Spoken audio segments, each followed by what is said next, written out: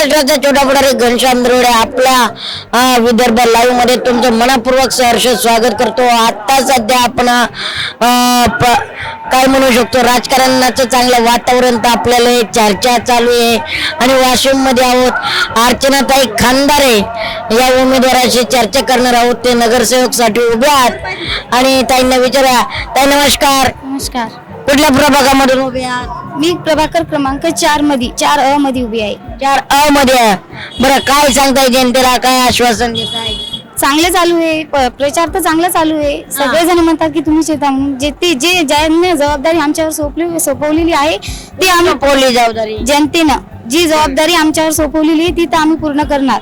बर, काय काय विकासाचे काय अजेंडे? बर, एवढं जाऊया। काय म्हणताय दादा, कसे? नमस्कार नमस्कार नमस्कार। काय प्रभागात काय विकास झालाय का?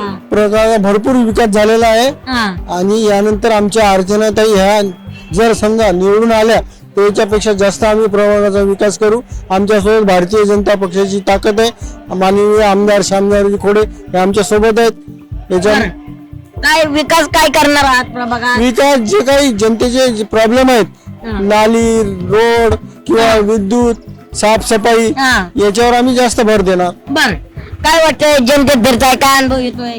नाही, जनतेमध्ये आमचं फार चांगलं हवा आहे। काही काही आमच्या सोबत चांगले आमचे नगराध्यक्ष पदाचे उमेदवार केंद्रे साहेब आहे, अनिलजी केंद्रे, हे सुद्धा चांगल्या चारित्र्यवान आणि चांगले व्यक्ती इंजिनियर आहेत। आमचा दुसरा जो उमेदवार आहे आमच्या सोबत कुणाल भाऊ हेडा, हे एक आर्किटेक्ट आहेत, चांगले उच्च शिक्षित। आणि आमची ताई बी काही अशी डाव्या अंगच्या आठ्या नाहीये, 12वी शिकलेली आहे। सर्वप्रथम मी माझा परिचय देतो।